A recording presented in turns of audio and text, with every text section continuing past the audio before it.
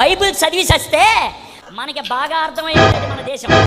మనం బైబిల్ చదివి చస్తే చదవం, ఒళ్ళు తీపిడే, పొగరు, కొవ్వెక్కువ, జబర్దస్తులు చూస్తారు, సినిమాలు చూస్తారు, బైబిల్ చదవరు. ఒక్కొక్కరిని ఎర్రగా బాధాలి, చెప్పు తీసుకొని కొట్టాలా. బైబిల్ చదవరు, ఎర్రగా బాధాలా, ఒక్కొక్కనే చెప్పు తీసుకుని కొట్టాలా. మామూలుగా కాదు, అందులోకి నేను చూపించే వాక్యాలు చదవకపోతే చెప్పు ఇరిగేలా కొట్టాలా. జాగ్రత్తగా ఉండండి, ఖబర్దార్. మీవాడే చెప్తున్నాడు, వినిపించుకోండి. దేవునికి స్తోత్రాలండి. అందరూ బాగున్నారా? కొలసేయనా? మరి కాకపోతే ఏంటి పొద్దున్నే చుట్టకొలుస్తున్నాను చూస్తున్నారా? చుట్ట కాదు, ఇది సిగార్ అంటారు. ఇది కాల్చడం తప్పు అంటారా? తప్పేమీ కాదండి. వాక్యానుసారంగా ఎటువంటి తప్పు లేదు. ఎందుకంటే మావాడు అన్నాడు, అడుగుడి మీకు ఇవ్వబడును, వెతకుడి మీకు దొరుకును, తట్టుడి మీకు తీయబడును అని అన్నారు. దాని యొక్క ఆత్మీయ అర్థం చేసుకున్నవాడిని నేను.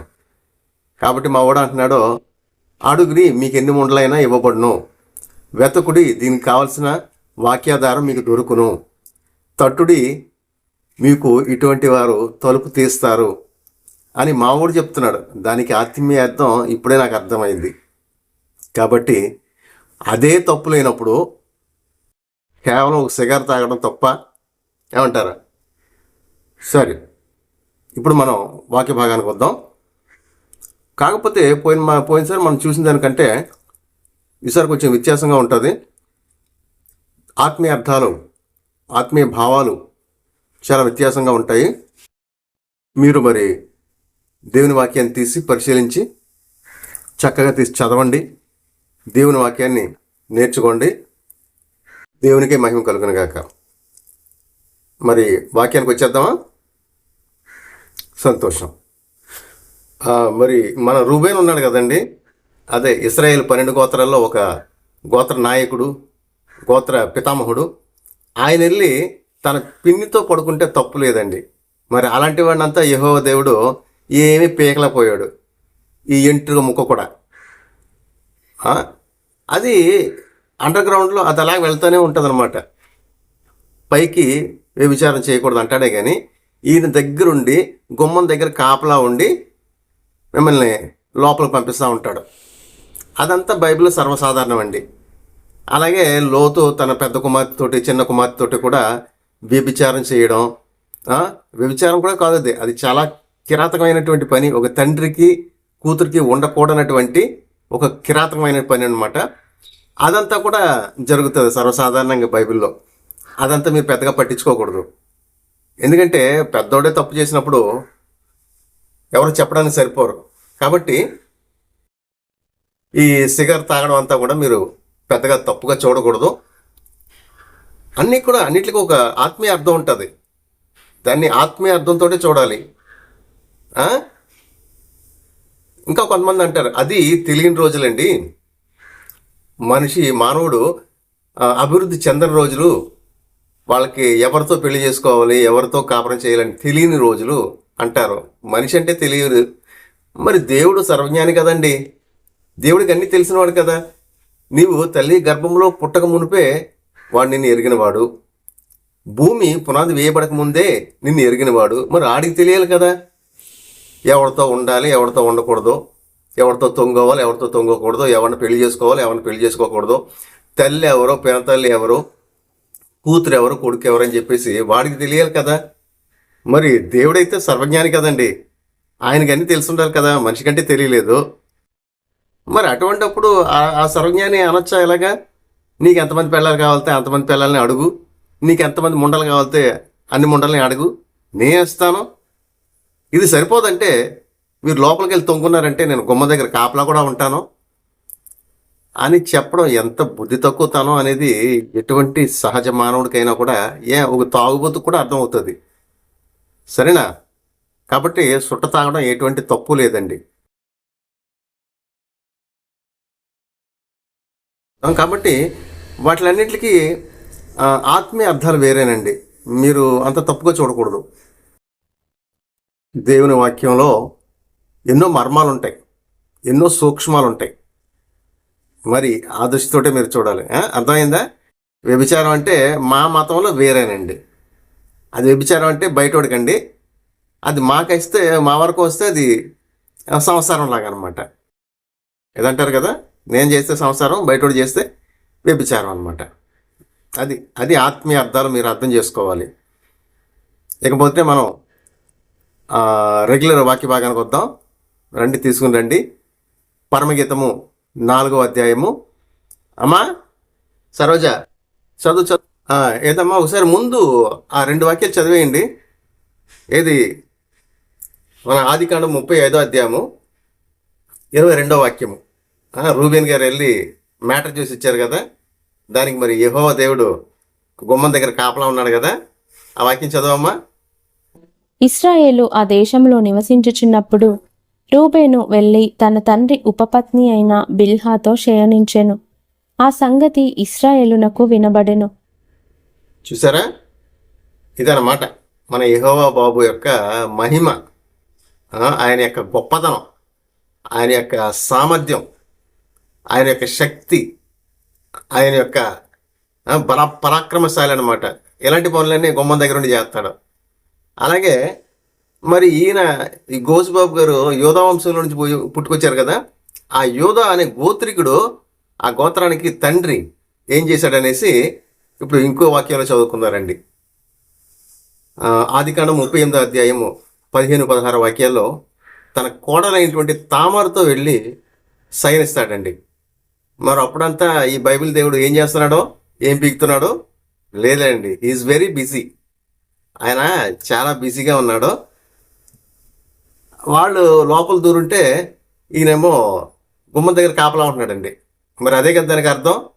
చదువమ్మా, నీ చక్కటి మధురమైన కంఠస్వరంతో చదువు. అందరూ వినండి.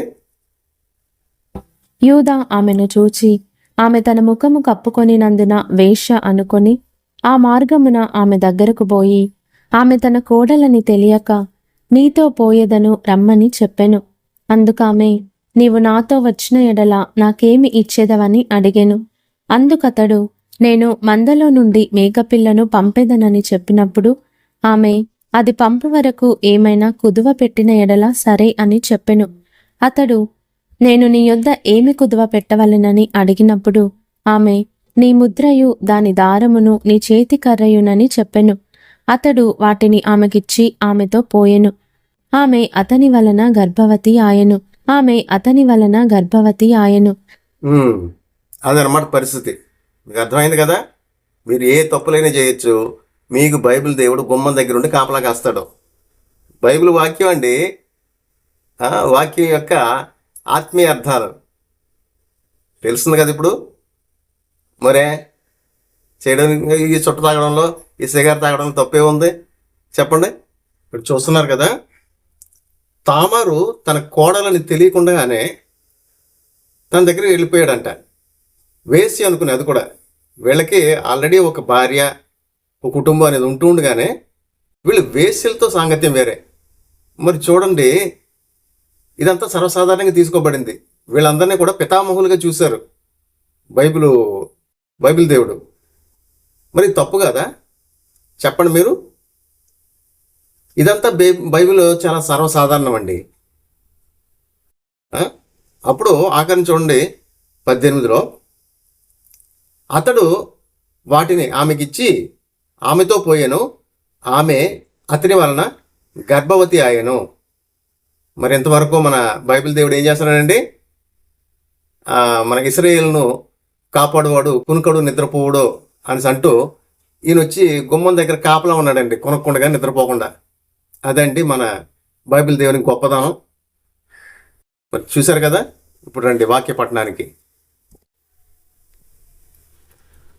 ఏదమ్మా సరోజమ్మ, చదవమ్మా పరమగీతము 4వ అధ్యాయము 5వ వాక్యం నుంచి. నీ సెక్సీ స్వరంతో సెక్సీ వాక్యాలని, సెక్సీ బైబిల్ని చక్కగా చదివి అందరికీ వినిపించమ్మా. చూడండి, పరమగీతము 4వ అధ్యాయము 5వ వాక్యం నుండి 10వ వాక్యం వరకు చదవండి. చదవమ్మా, సెక్సీగా చదవాలి. అది నీ ఇరు కుచములు ఒక జింక పిల్లలై తామరలో మేయు కవలను పోలియున్నవి. ఎండ చల్లారి నీడలు జరిగిపోవు వరకు గోపరస పర్వతములకు సాంబ్రాణి పర్వతములకు నేను వెళ్ళుదును. నా ప్రియురాల, నీవు అధిక సుందరివి, నీ అందు కలంకమేమీయూ లేదు. ప్రాణేశ్వరి, లెబానోను విడిచి నాతో కూడా రమ్ము. లెబానోను విడిచి నాతో కూడా రమ్ము. అమాన పర్వతపు శిఖరము నుండి, షెనీరు హెర్మోనుల శిఖరము నుండి, సింహ వ్యాఘ్రములుండు గుహలు గల కొండలపై నుండి నీవు క్రిందికి చూచెదవు. నా సహోదరి ప్రాణేశ్వరి, నీవు నా హృదయమును వశపరుచుకొంటివి. ఒక చూపుతో నా హృదయమును వశపరుచుకొంటివి.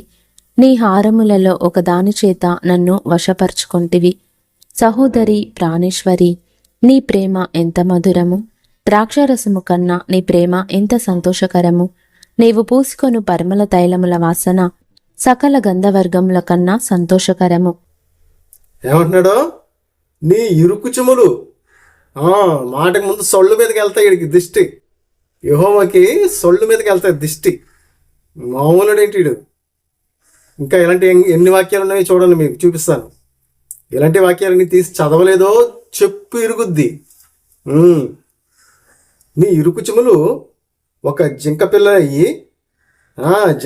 అయ్యి జింక పిల్లలుగా తామరలో మేయు కవలను పోలి ఉన్నవి. సొనుగొట్లు సొళ్ళు అలాగ జున్నుగడ్డల్లాగా అనమాట. జున్నుగడ్డల్లాగా జింక పిల్లలాగా ఎగురుతూ ఉన్నాయంట. మరి ఈయనకి ఎంత రసన చూడండి. మరి ఈ పరిశుద్ధుడికి ఎంత రచన చూడండి. మరి చదవండి. ఎండ చల్లారి నీడలు జరిగిపో వరకు, అంటే సాయంకాలం వరకు కూడా గోపరస పర్వతములకు సాంబ్రాణి పర్వతములకు నేను వెళ్ళుదును. మరి అక్కడ సువాసన చక్కగా వెదజల్లుతూ ఉంటుంది కదా. అక్కడ ఎందుకు వెళ్తారో?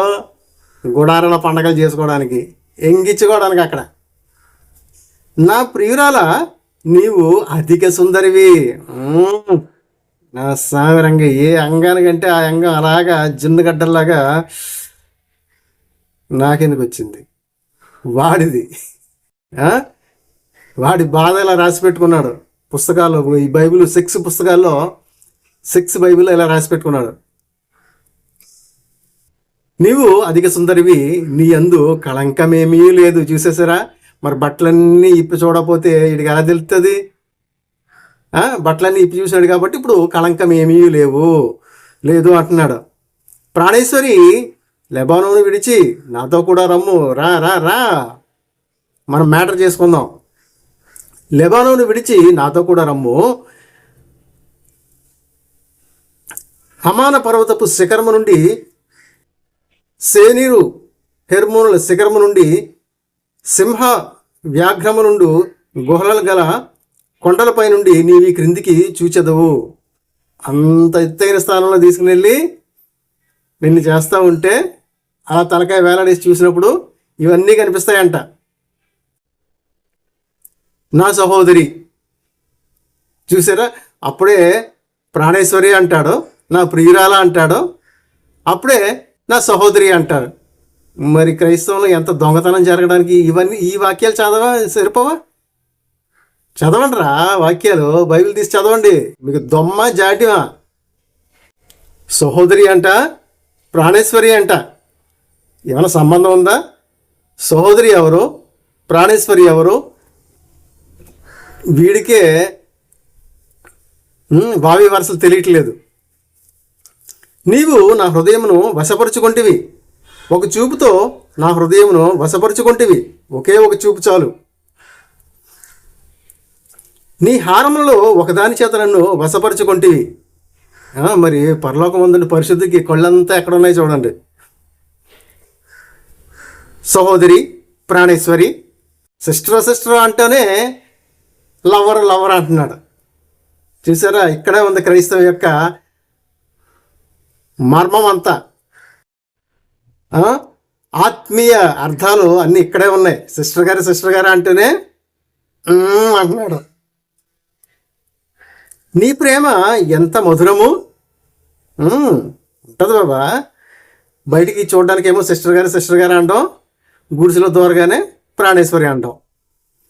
ద్రాక్షరసము కన్నా నీ ప్రేమ ఎంత సంతోషకరము, నీవు పూసుకుని పరిమళ తైలముల వాసన సకల గంధవర్గములతో కన్నా సంతోషకరము. చూసావా, అంత సువాసనలు, అత్తరులు, వీటిలోనే మునిగి తేలుతూ ఉంటారు వీళ్ళు. ఇది ఇవాళకి దీంతో ముగించుకుందాం. మరి క్రైస్తవులారా, ఒక్కొక్కరికి చెప్పి ఇరుగుద్ది. వాక్యాన్ని ఉన్నట్టుగా చదవండి. నేను చూపించే వాక్యాలని మరి ముఖ్యంగా చదవండి. చెప్పు తెగుద్ది లేకపోతే అని మీరు కూడా అంటున్నాడు. దొమ్మ జాడ్యమా?